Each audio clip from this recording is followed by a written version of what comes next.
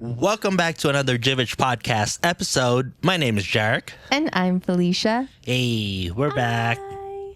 We missed you. Did you miss us? I know, right? It's been a week, or if you just saw the last episode just now, then It's been, been yesterday, which would be cool too.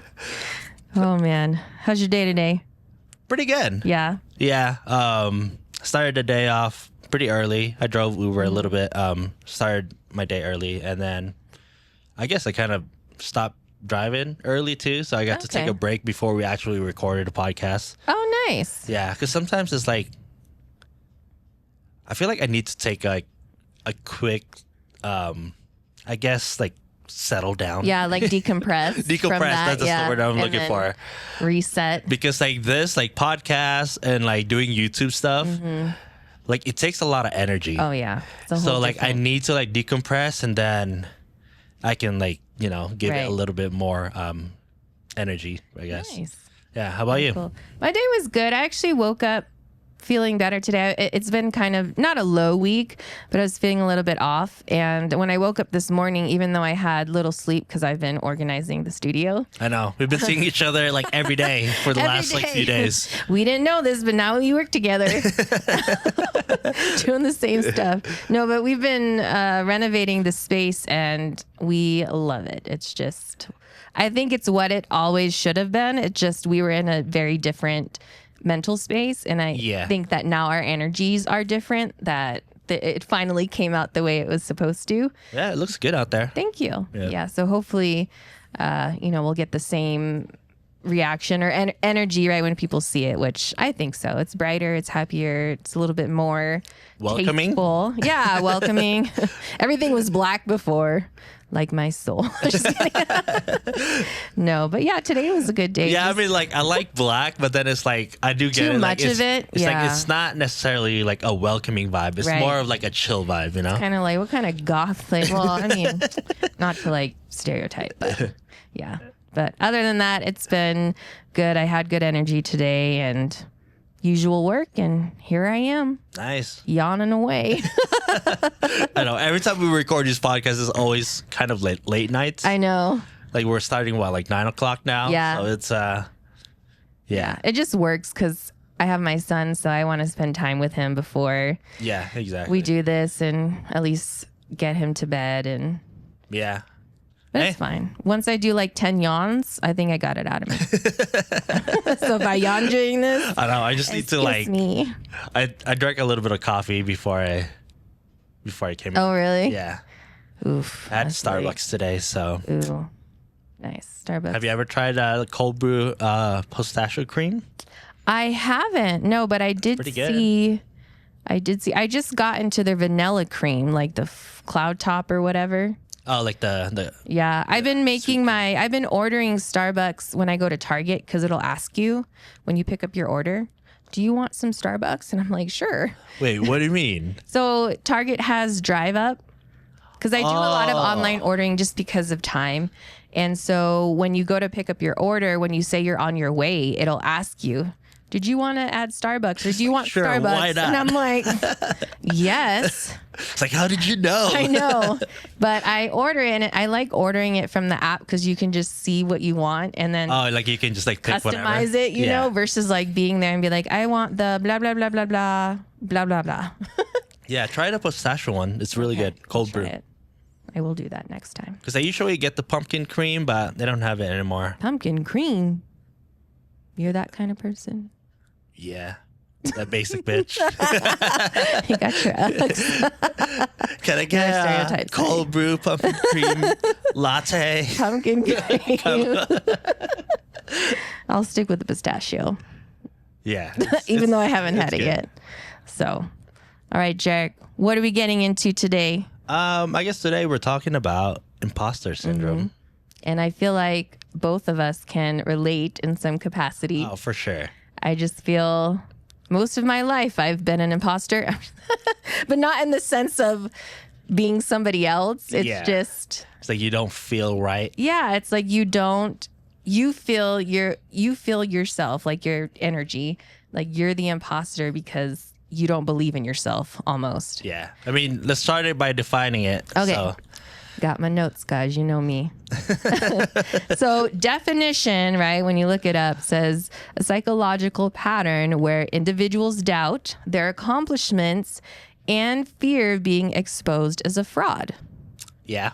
Sounds about right. And some common feelings associated with it is self-doubt, fear of failure, over-preparation, or attributing success to luck.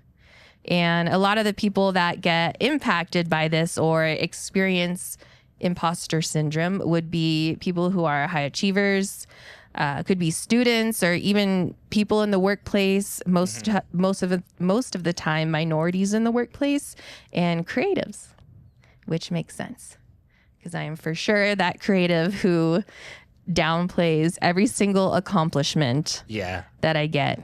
I also used to do that a lot, but we'll talk about our experiences later. All right. So before we jump into some of our personal experiences, I didn't know this, so I found this out today, that there's different types of imposter syndrome. I didn't know that either. Neither did I. So there's the perfectionist, the superhuman, the natural genius, the soloist, and the expert. I feel like I can relate to the perfectionist. Yeah. I'm not sure what the other ones are. I know. So, okay. So the perfectionist, don't worry. I looked that up too. Obviously, I think everybody knows what the perfectionist is. Yeah. Right. So it's almost like you set yourself up for high expectations and you don't want to have any flaws. Anything less than that. Yeah. Anything less than that. A failure. Like even if you're doing well, they focus on the small flows or areas for improvement, feeling like they've failed, you know? So it's almost like, and we've talked about this too, like having that perfectionist mentality or even consistency is that, you know, you have your goal and you're going towards your goal and maybe you have that one off day. Yeah. And sometimes, at least for me, having that mindset, I consider that one day a complete failure and it like derails me so much. It really does. Like I just completely get off track and then now I'm obsessing over what went wrong. And then it just sends me down into a spiral because now I'm disappointed in myself. And you know what I mean? It just starts all these like negative feelings about what I'm doing. And it's just, I don't know. I can totally relate. It's an interesting feeling when you start learning about what that actually is. Because I learned about it in therapy. Oh, yeah? Yeah, and my therapist said, Alicia, perfection does not exist. I'm like, what do you mean? I mean, she's not totally wrong. I know. I mean, I think it's like when you have a certain idea of how something should go or how you want to do things, like I'm very set in that mindset. And so it's hard sometimes to take a step back and allow for mistakes. Even though it's funny enough is I think that kind of mindset creates stress and then I make more mistakes. Yeah. You know, you like stress yourself out. And then you're just like not moving as freely as you should too. Yeah. Especially with anything, I guess, in creative ways, because I feel like we're aiming such a high standards, and it's not that it's impossible, but then it's just like it's so hard to reach, and like now you're putting extra pressure on like, unless I deliver this standard, everything else below that is not good enough. Yeah, and that's what she explains it to be. Is she says, "Well, who's making you do that? Like, exactly, who's setting that standard?" And I'm like, me. And most people actually probably don't even like anything below that. Some people will look at it, will probably be like, damn, they're killing it, you know? Exactly. Like on the outside perspective is like, probably like, damn. shit, like you're doing the best. Like this is amazing. And inside you're like, I suck at life. Yeah. Like I really, in high school or even in middle school, I was a pretty good student. Like all through elementary, like all the good grades, getting A's, principal's list and all that stuff. Same thing in middle school. even some parts of high school until things got a little Oh, yeah? choppy. What was your GPA? I don't remember. I did get the Millennium Scholarship, so it was good enough for that. I feel like Millennium Scholarship was actually pretty easy to get. Yeah, but you had to be like at a 3 point something above. I think like 3.25, I think, because I had it It too. was 3.75. Anyway, No, that's way too high. well, high school got a little rocky, but what I'm trying to get at is I'd be the person who would obsess over what kind of A I got. So it's like if I got, If it's not 100, it's not an A plus, I don't like it. I don't want it. Even if it's like 1 point off, like A or A minus, not acceptable. that's interesting because I am a perfectionist, but then I think my laziness like kind of balanced it out. I was like, if I'm good enough to get a B without putting any effort, Right. that's good enough for me. And that's how I did it.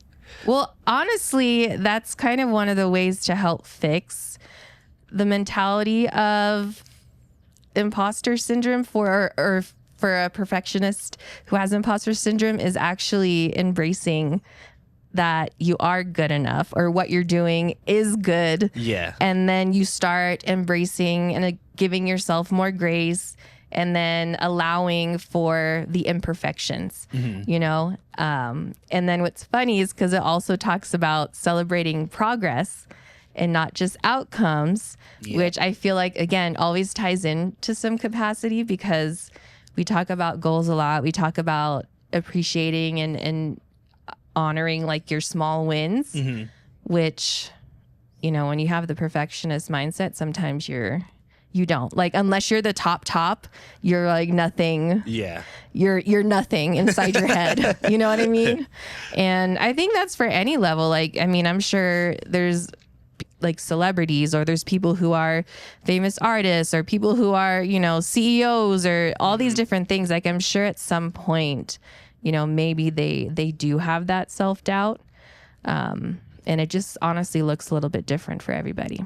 Yeah. I think it's all subjective, I think. Yeah.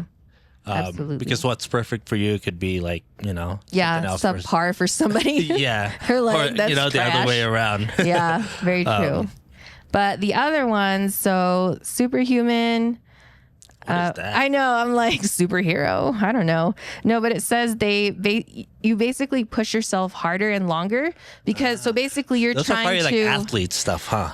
possibly, but it's also in the workforce, right? It's like you're trying to prove yourself, you know? And I feel like sometimes a lot of women feel that in like corporate organizations or corporate environments They're not treated equally. yeah, so sometimes you feel like you have to do more, so you're staying later, and you feel like your self-worth equates to how much you're working and how far you're pushing yourself, which, I think I'm that too. yeah. I might be all of this at the end of the day. So I might JERiCK's be. a superhuman.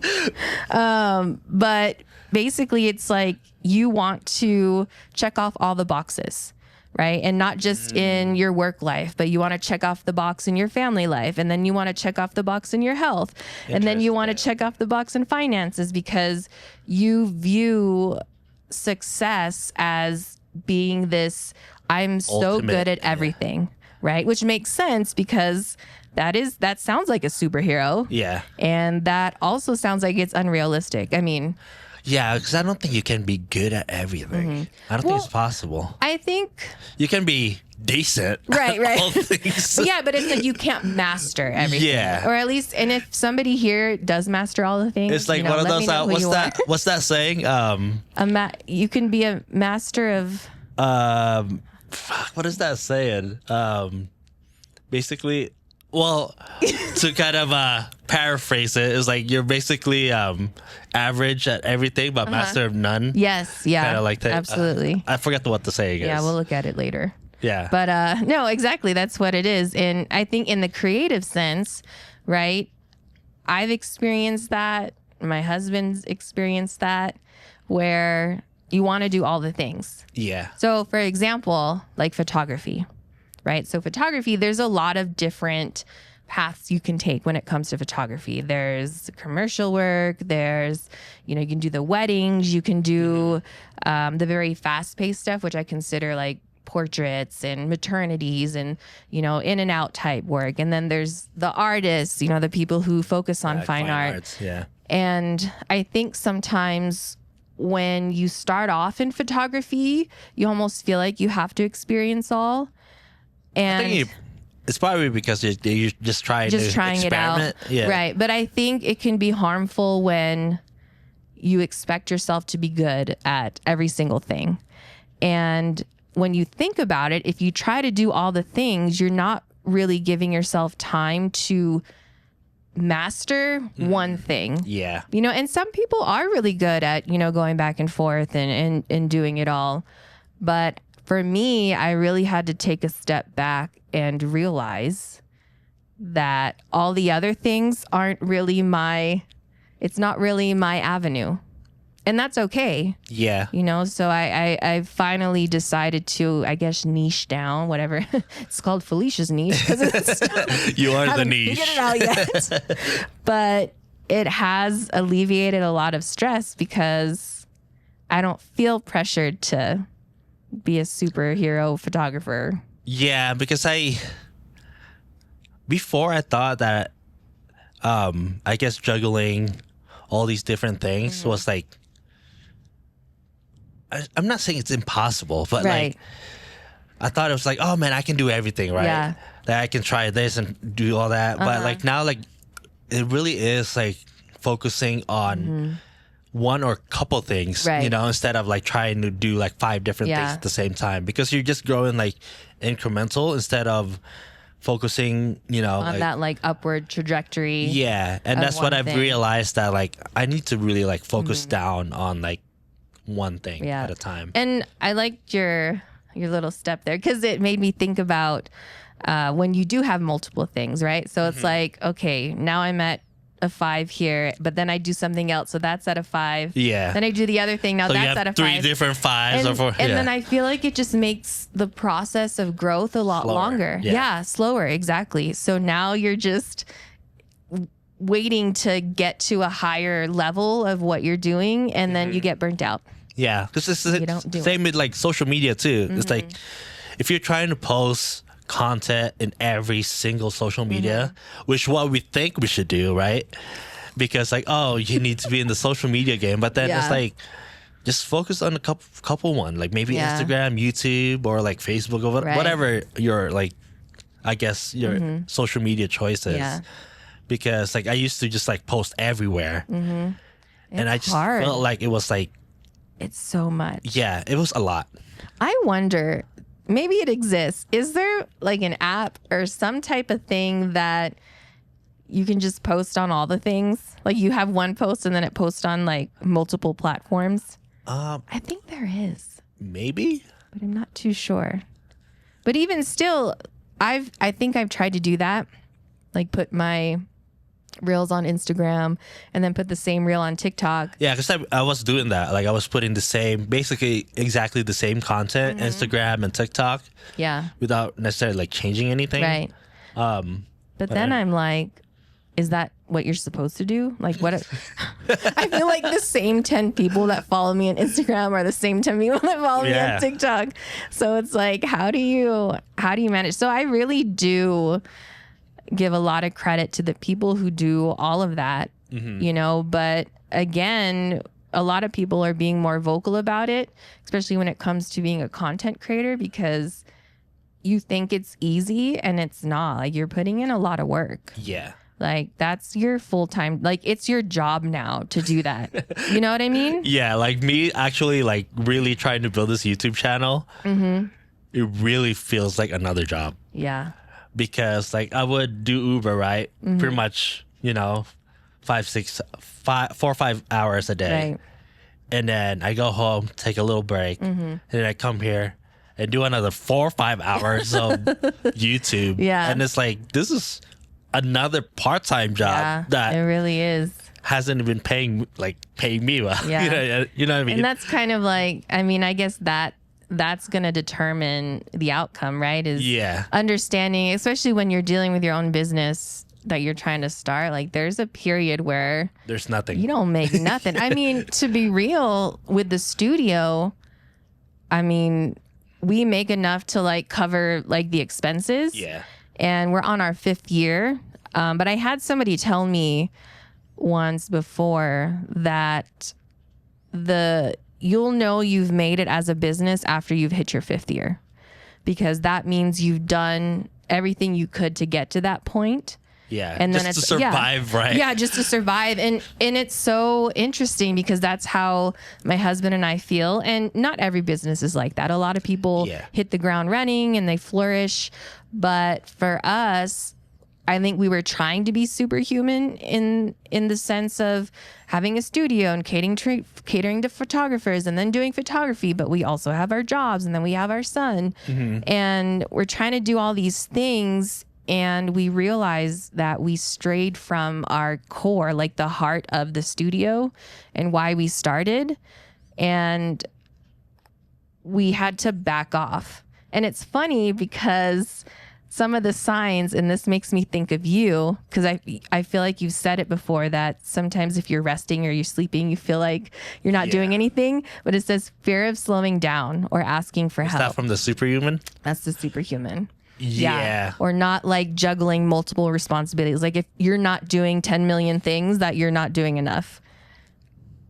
Yeah. When it's like, but if you're doing one thing, you're still doing something. I think I've kind of like learned enough to like not do that. At least like that, doing 10 million things. Yeah. But definitely the resting part is, I feel so guilty every time I get a day off. Yeah.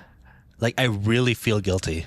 Like it's such a toxic trait. No, I because I feel like at least one day, like I feel like no, you should. Like you need to prioritize rest. Yeah. Because honestly, like a few days ago, I felt like I was getting sick. Because you know, like when your body feels great. Now we're in a closed room. You were just sick. You know what's going around, JERiCK? My gosh. Because I felt like my body was, you know, like when before you get like sick, like your body feels sore. Yeah. I felt that like a few days ago, but like, I don't know, like it went away. Oh, well, that's good. But I was like, fuck, I think I'm gonna getting sick. Yeah. And like, I'm not gonna be able to do all the. I won't be able to react. Yeah. Oh, man. Yeah. So honestly, I think I have some traits of a superhuman. You know, I don't think it's like my complete. I think I might be a well-rounded imposter. You know what I mean? I feel like that's where we're going. But solution is recognizing that balance and rest are good for you. Yeah. Right. And it's actually, and if you think about it, that's a win if you go from somebody who constantly feels guilty for resting to actually overcoming that. You know, that kind of shows your strength a little bit. And then self-care, which that's hard to prioritize these days. Like even like as a mother, or like people work multiple jobs. You know what I mean? It's like, when do you have time for self-care? I think the way I look at self-care now too is like, what are the little things that you really enjoy? Yeah, that makes sense. Like for me, is like buying a $6 Starbucks. Is that really like, does it really like do anything? But then it's like, but does it bring you joy? Yeah, like if it brings me joy, like fuck it, dude. $6, like who cares? You know what I mean? That's a good way because to think like of it. I could have been like, okay, I can make coffee at home, right? But it's not gonna be as good. It's not the same. Then I'm not gonna be enjoying it as much. Even though I'm like, oh, I need to save money. But I was just like, you know what? Fuck it, dude. Just it's just like enjoy your pistachio cream. It's like I'm already broke anyways. What's a $6 Starbucks? That's funny. I actually never really thought about it that way. Or just like, you know, like if you watch shows or TV shows that you enjoy. Like if you watch Harry Potter. Which I've been watching Harry Potter. It gives you joy. Like fuck it. Like why would you feel guilty? It's like you're watching something that you like. See, I associate self-care. Like massages. I'm like, I need a facial. I need a spa day. I need a massage. I mean, those are like I guess I won't say extreme, but like I guess it's like getting your eyebrows wet. You know what I mean? I just feel like that I associate self-care with that. But I guess that's not realistic for me. So I think thinking about self-care in terms of just enjoying little moments that maybe don't cost an arm and a leg Exactly. is acceptable too. Although I would like a massage and a spa day and all that kind of Everybody stuff. does. But, you know, one day I'll be gifted. I miss Philippines, man. $6 massages. Dang. Yeah. Wow. For an hour massage. So you could $6. trade a Starbucks for an hour Exactly. Exactly. Dang. That's pretty legit. Yeah. You never had massages in the Philippines? No, I'm there with my parents. Like the first time I went, I was 15. I'm not gonna be like, Mom, I'm gonna go get, a massage. Like $6, legit. Dang, I'm gonna have to do that next time. I'm coming for you. All right, so this one is the one that I really don't know, and that's the natural genius. So that's somebody who thinks they should just be good at everything effortlessly. You know, like you're just naturally good at something, and then if you're not, you consider that something that you won't do, or you feel like if like you're forcing yourself to do it, that you're a fraud because you're not good at it. You're not naturally good at it. Oh, so if you're not naturally good, that means Yeah, you so it's think that you're a fraud? yeah, so it's like if they struggle to master something, then that equates to failure or being a fraud. Because they live their life thinking that, oh, you know, I'm just naturally good at that. I just do that. I just looked at it and I was really good at it, or did it once. And yeah, I mean, I understand it, but then like I don't think I can totally relate to it. yeah, I don't think so either, because it also talks about like the level of work, right? So if they're So learning, it has to come really easy for you. yeah, so it's like if they're learning something, but you got to work harder for it. It's like, nah, that's not me. I'm not, you know, I'm not going to be good at it, so give up. Yeah. Nah. Yeah, I'm not that either. Next. But is anybody out there? Do you relate to natural genius? I mean, I'm sure there are some people out there that like, I wonder if that's like, not necessarily imposter syndrome, but like, you're just delusional.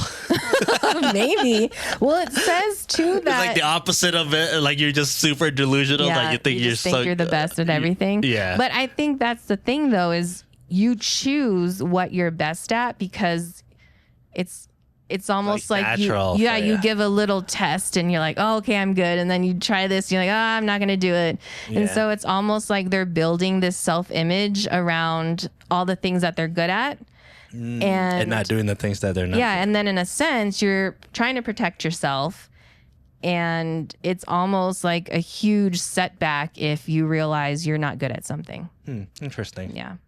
But if you are that person, you know, it does say to embrace the learning process. And I think that's important too, because what about growth? Like, how do you grow? And I wonder if it's like,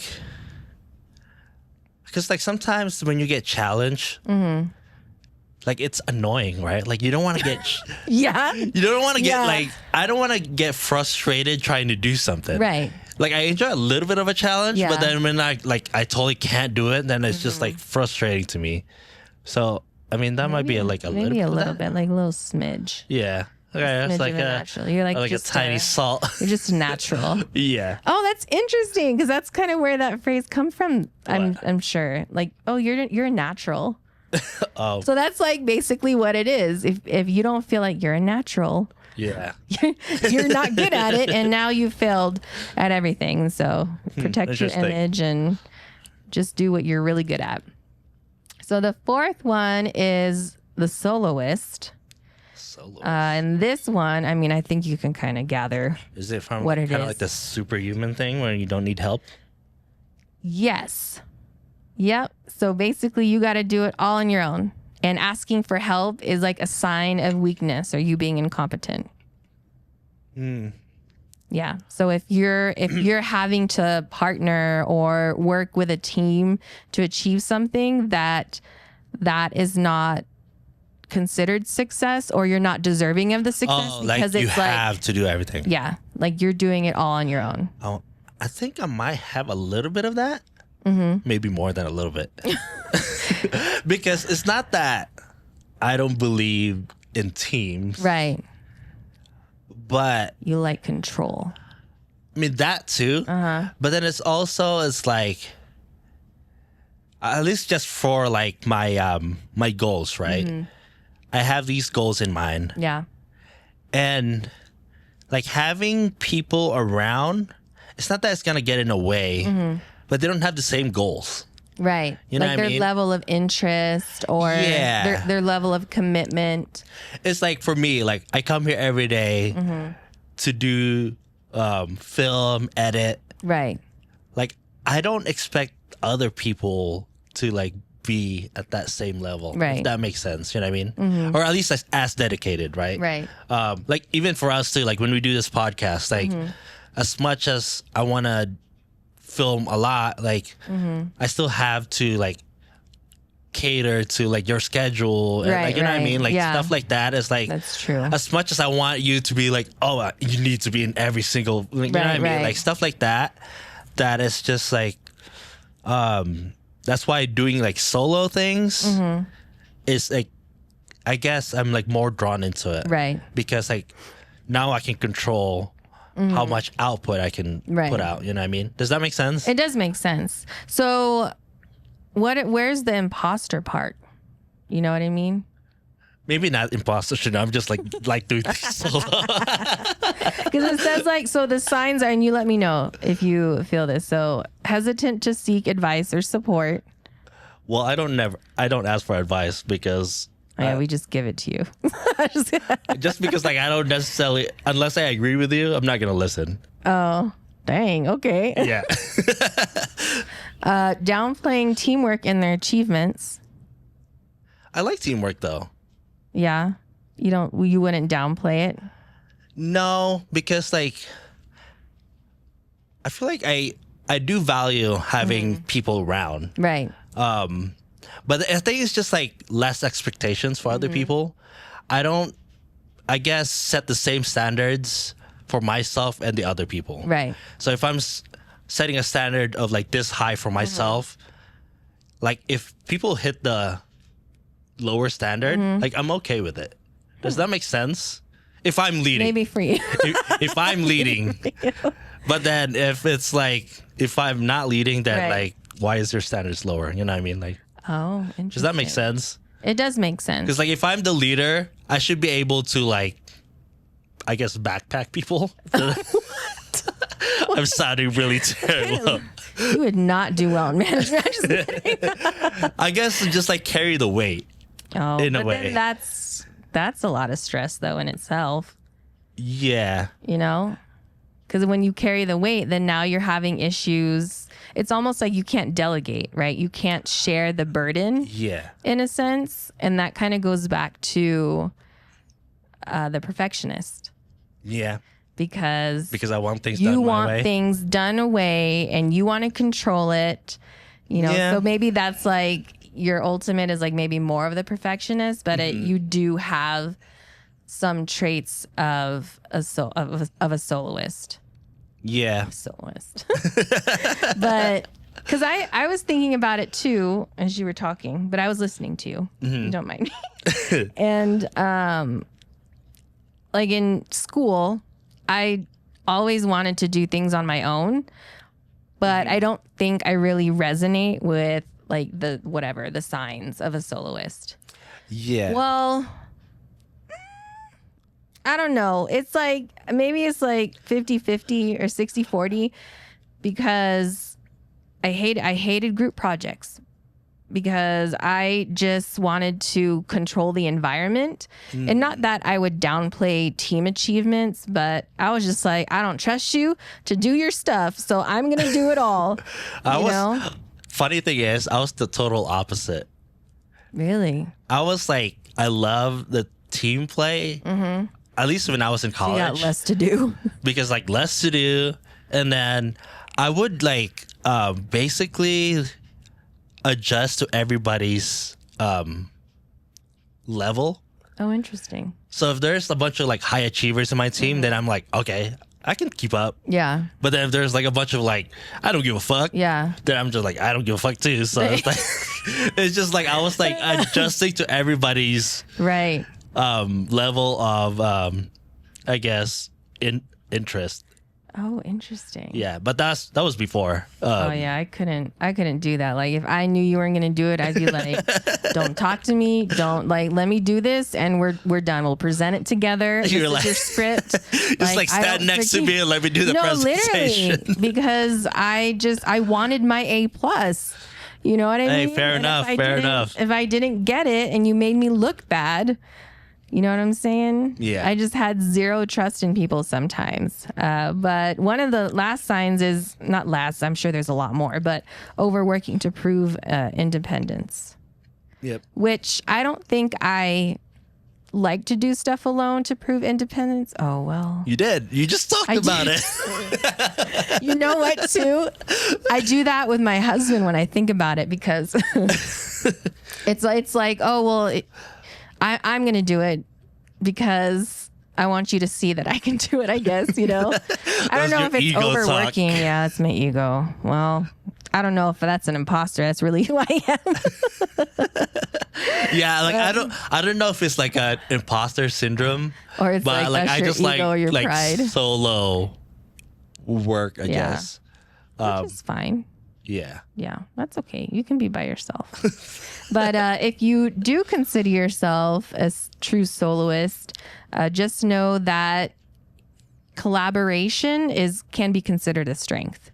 Yeah. Right? Because you have the ability to work with other people, have that communication, in addition to understanding that if the team wins, right, it's still you that grows, right?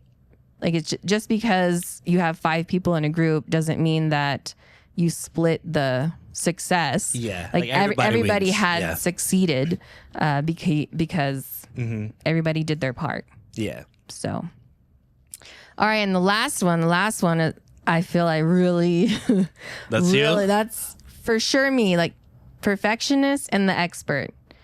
And so the expert believes they must know everything before starting a project, or they fear being exposed as unqualified and often feel that they never know enough. And that is 1 trillion bajillion % me. I mean, you bring notes to the podcast. That's kind of like, that's basically it. If you don't have notes, like it stresses you out. Yeah, it does. But I think my biggest expert experience has been in like being in the studio and becoming a photographer, because I've always felt that way. Like I felt like I needed to do the research. I needed to learn all the technical things. I had to understand everything before I would call myself a photographer. And so even though I was taking pictures and people would say, "Are you a photographer?" And I'm like, "No, I just do it." But I for the longest time, I could not convince myself that I was a photographer. Even though people are like, "Well, Felicia, you're shooting, so technically you're a photographer." And I'm like, no, I don't know all the things.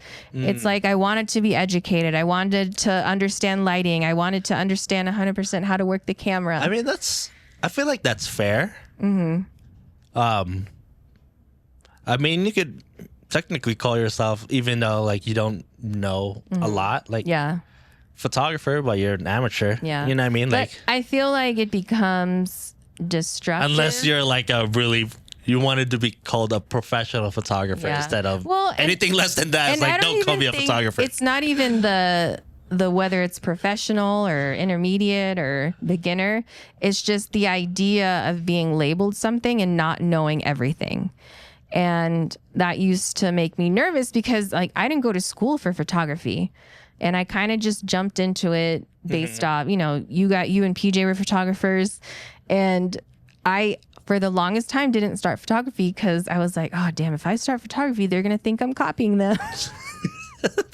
You made all this problems. I made all these problems. And then, I would get super nervous if people asked me questions because, again, I don't know. Even till this day, I'm not completely versed in the technicalities of photography. So when people start talking about the technical things, like my heart rate goes up, I start sweating, like I just need to leave the conversation. Hey, like, but you know that saying though, only a fool knows everything. well, but I feel like sometimes that's how people try to prove that they're a photographer or they're good at something. And it doesn't have to be a photographer. It could be anything else. But I feel like people like to talk about all the technical things because that means you've learned it. And so that must mean you're really good. And for me, I think I just approached it as I just like to do it, you know, and I have these ideas. And I honestly feel like that's helped me because when I do things like lighting or when I do my settings, I'm just like, I don't care what anybody says. Yeah. You know, unless I'm using something completely wrong. But it's given me a lot of freedom.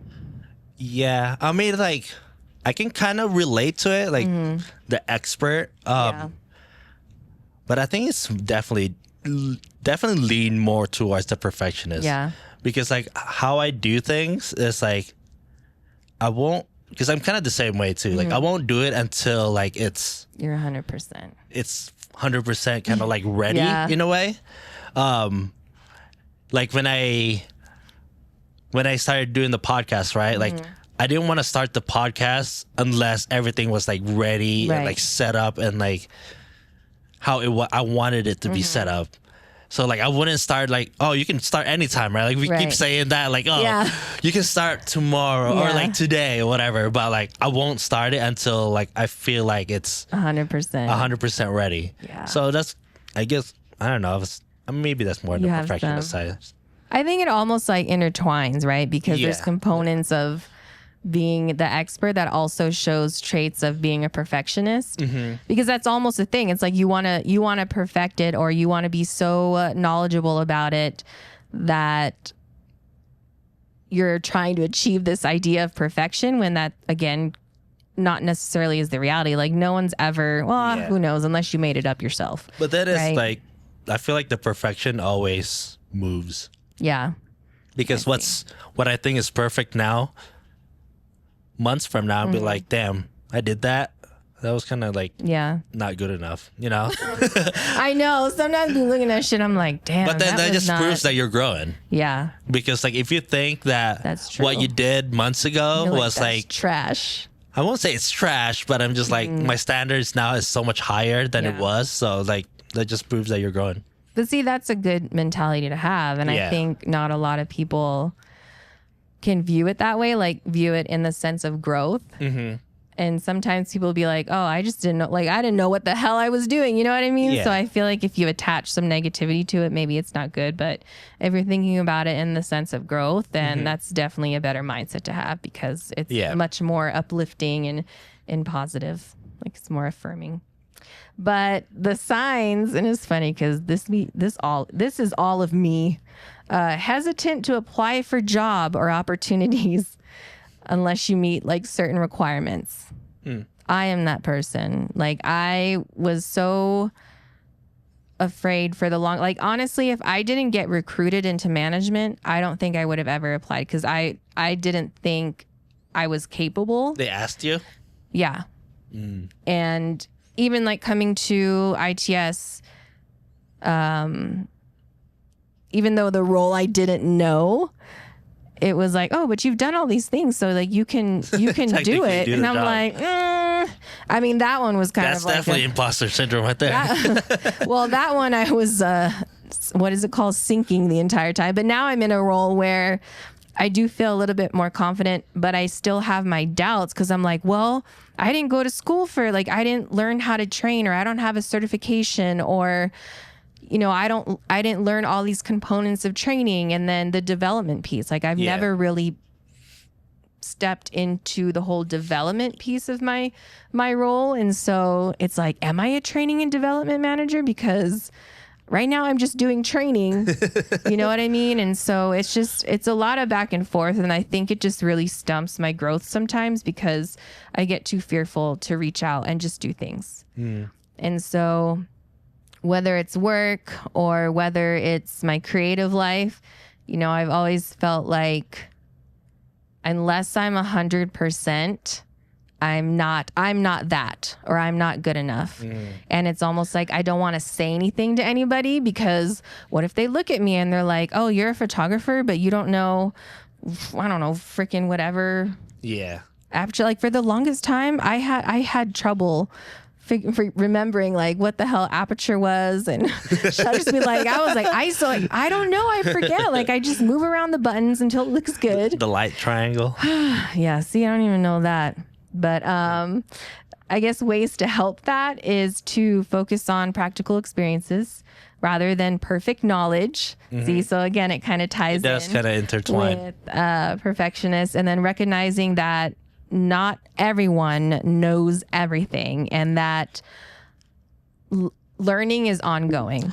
Yeah. Right? So there's like different phases of your learning. And the thing about, like, when you're in a position when you're teaching people, the thing is, you only need to know a little bit more than that person. Yeah. Like, if you really True. think about it, like, if you know a little bit more Yeah. than who you're teaching, that means you have something to teach. That's true. That's interesting, because You never heard that? no, but like to hear it, I actually, no, I don't think I've ever heard that till you just said it right now. Yeah. But it kind of sparks something, because the way I shoot, you know, my lighting is how it is. Yeah. But a lot of people reach out and say how, like, you're so good at lighting and Like, stuff. they want to learn from you. Yeah, and in my mind, I'm like, no, like, I don't know enough. Like, I wouldn't know the right terms. So now it's like, well, before I do that, I got to buy all these books. I got to watch all these YouTube videos before I actually get in front of somebody. But I think that's where I need to step back and appreciate the style or the type or how I choose to make photography my own. Yeah, because, like, for the people that ask you those questions, right? Like, hey, I want to learn from you. Yeah. They probably have no idea. Like, they have no idea how to use flash. They have no Yeah. idea where to place things. So Yeah. it's like, you already know so much more Yeah. than an average person. Like, even though you think that you're not an expert in photography, but to an average person, you kind of are to them, at Right. least from their perspective, you know? That's true. But see, then I feel like so small in like the community as far as knowledge, because there are a lot of people who do know a bunch of things about photography, and I just feel like I'm not equipped or I'm not adequate enough to be the person who gives a lighting class. Even though people are like, the minute you do a lighting class, I'll be the first one to sign up. If there's already Like, one what person the to heck? sign up, then that means you have You know what I mean? an And audience. It's honestly, it's flattering, but I wish I could appreciate that more, because I don't think I give myself enough credit for what I've done in the time span that I've had in photography. Because even in the Vogue thing, you remember the Vogue thing?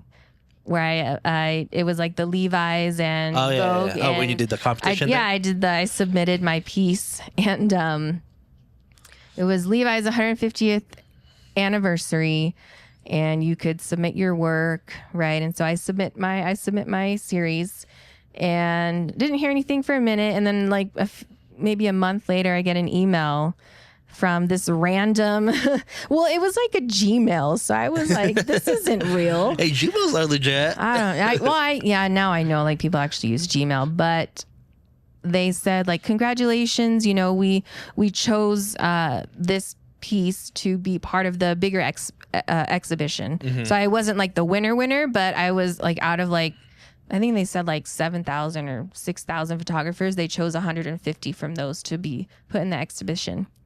And let me tell you, did I rain on my own parade? Because instead of like, I had a moment of like, oh my gosh. And then I immediately went to, this isn't real.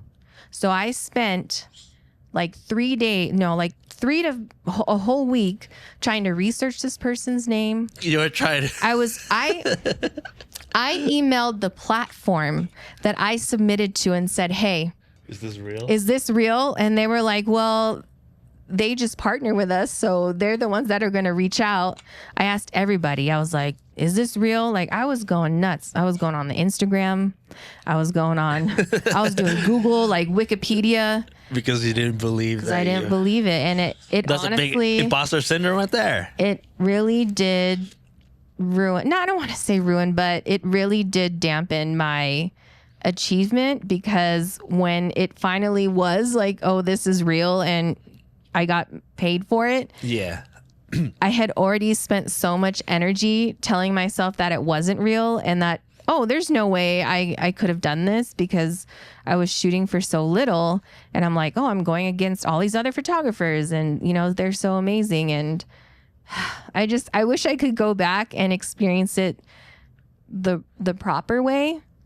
Yeah. You know? But then that's just like, that was the learning lesson, lesson for you. It's true. So hopefully I get more. Hopefully the next one you won't act like that. Hopefully I get more experiences. Like, that's what I'm going to manifest, is that I have more opportunities like that. But even recently, like the freaking exhibition, or the local exhibition here. The one that you didn't invite me to? Look, a lot of people got mad at me. I was like, you didn't even tell me. I didn't even know you were doing shit. I didn't tell anybody. And people I had people at work being like, Felicia, why do you not at least checked it out. Why do you not tell people? And I'm like, in my mind, it's like, nobody cares. Fair. But I also think I get that because sometimes I feel like my family doesn't care. You know what I mean? My sister does support me 100%.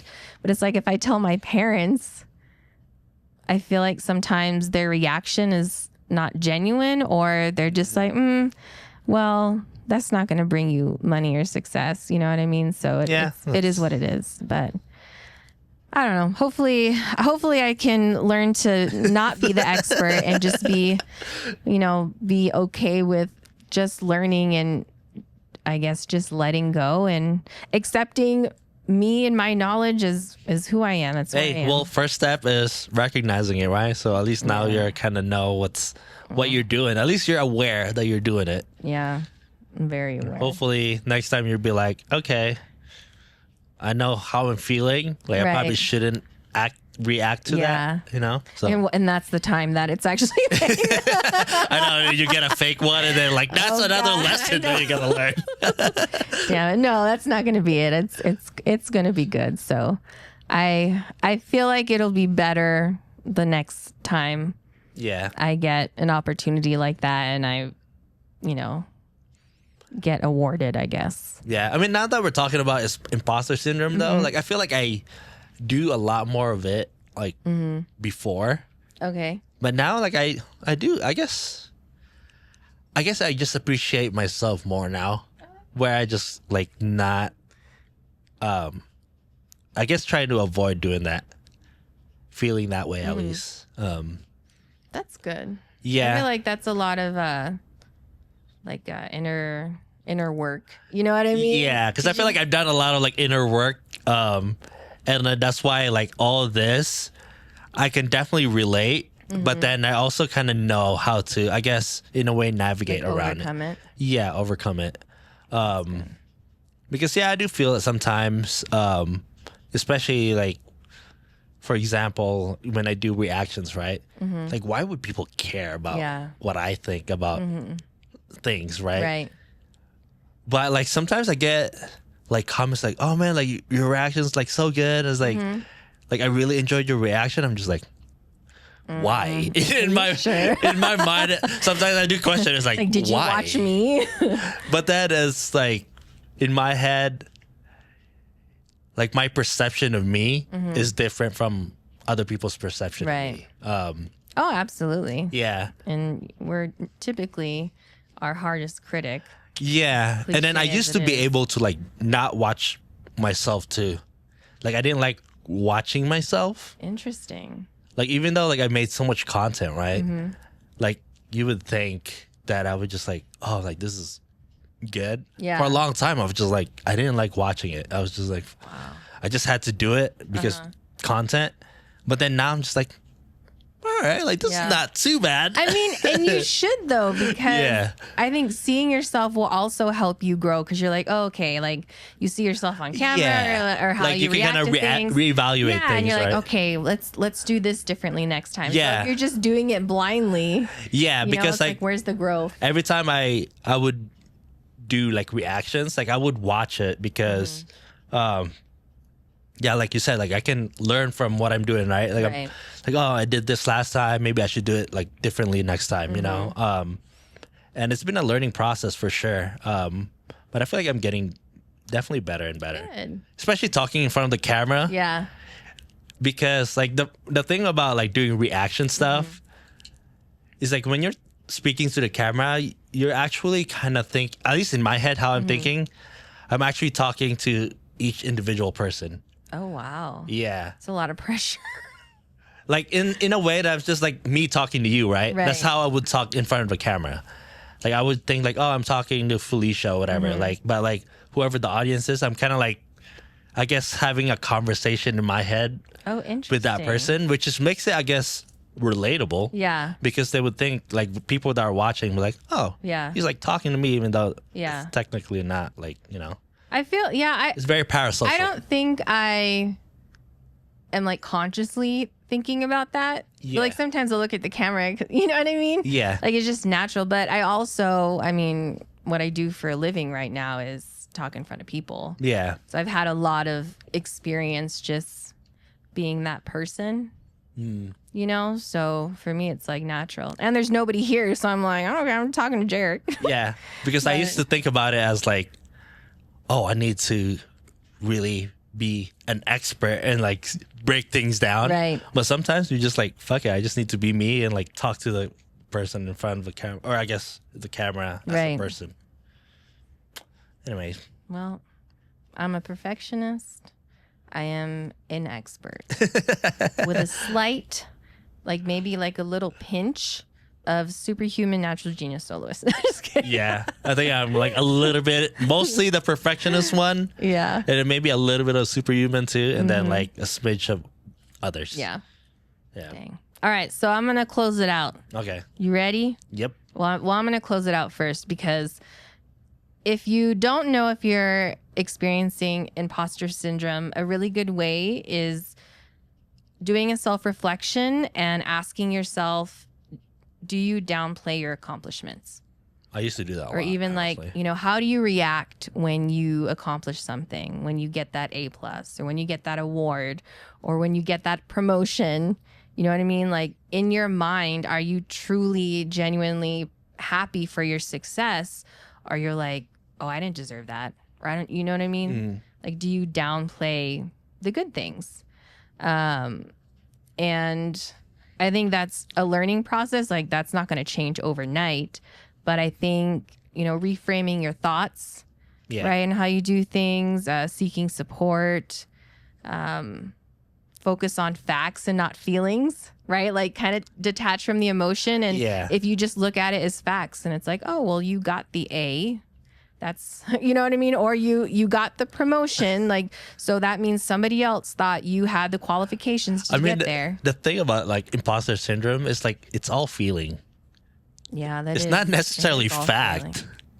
Well, but that's why in order to combat that, Yeah. you want to look at the facts. Yeah, exactly. You know, it's like you're tapping into that analytical side, which I'm not. I'm very emotional. Not to say I'm not analytical. Like I have a component of that, but and this one, I feel like we always talk about celebrating successes, right? Yeah. The small wins, and then even just practicing like compassion, like self-compassion. So like the self-care, giving yourself grace, understanding that perfection is not realistic, and you know, consistency does not mean every single day, you know.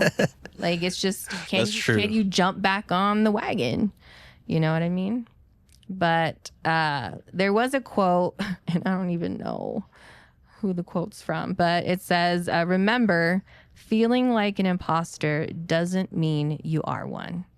No, So I think I think that's where the feeling comes from, right? Yeah. Because we feel that But externally, the perception that other people have is not that. Exactly. You know? So you know what? Yeah, hit me up for the lighting. Don't hit me up, not yet. Go to Felicia's masterclass for lighting. Links down below. I mean, I would love to, but see, already in my mind, I'm like, You're no, I like- got to learn all these terms. I got to do all this stuff. Nah. I mean, to make you feel better, you could just name it beginner. Or Lighting. maybe creative lighting, There where you I go. start the class and I'm like, everything you know, Forget about it. Forget about everything you know. we don't do that here. Hey, you can. It's your class. You can start however the fuck you want. I'm like, yeah, so I come up with this lighting because in my brain, this is how I see it. So this must be where the light goes, which is literally how I do it. I mean, that's how you do it. Honestly, it's like if it looks good to you, then there's really no Well, yeah. wrong. I think it looks good to me, but if I feel like if I explain my process, people would be like, Yeah, honestly, because questionable. honestly, I thought about doing like YouTube tutorials too, on like how to like do music and stuff like that. Yeah. I guess the production side of things. I mean, technically, I know enough to teach it. Yeah. But then in my mind, I'm just like, man, do I really want to teach people this? I don't know if it's imposter syndrome. I think I'm just like, nah, is this really what I want to do? Fair. Yeah. Yeah, I guess not. Yeah. You just don't want to do it. Yeah, I guess so. I think I was just like, I definitely know enough Yeah. to Oh, yeah, teach. see? But then in I my know. mind, I'm just like, I don't Is like, that something you want to do? yeah, I don't like being a teacher, I guess. Me, I'm like, I don't know shit. I'm nothing. But I'm trying to get better. Like I said, I'm trying to appreciate my wins and how far I've come with photography and other things, even at work. You know, never Hey. did I think I'd be a manager. I feel like all these things, like, I've never imagined that this is going to be my life. Right. It just is. It just became your life. Yeah. Yeah. It just happened. Yep. Well, I mean, that's how life is. Yeah. Like you plan so You much just and keep then like, walking and yeah, things happen. honestly. So, Yeah, I don't think I have any other thoughts about yeah, imposter syndrome. just that we're imposters. Stop it. That's my thoughts. Stop But, it. you know, I mean, based off the different imposters that you could be, you know, if you are one or resonated with one, just let us know. Yeah. I would really like to meet a natural genius. That would be cool. You haven't met one? I don't think so. At least not someone who's Is that- outwardly. Is that a know-it-all? I'm sure you I'm not met some gonna know-it-all. put name. I don't think that's it. No, I don't know. You're not a know-it-all if you're a natural genius. You're just naturally good at things, but you choose what you're really good at, so that way you protect your image. Yeah, that's fair. All right. Well, I guess we'll catch you On the next on the flippity one. flip. Oh, Next one's. if you watch The Office, catch you on the flippity flip. Okay. All right. Bye. Bye.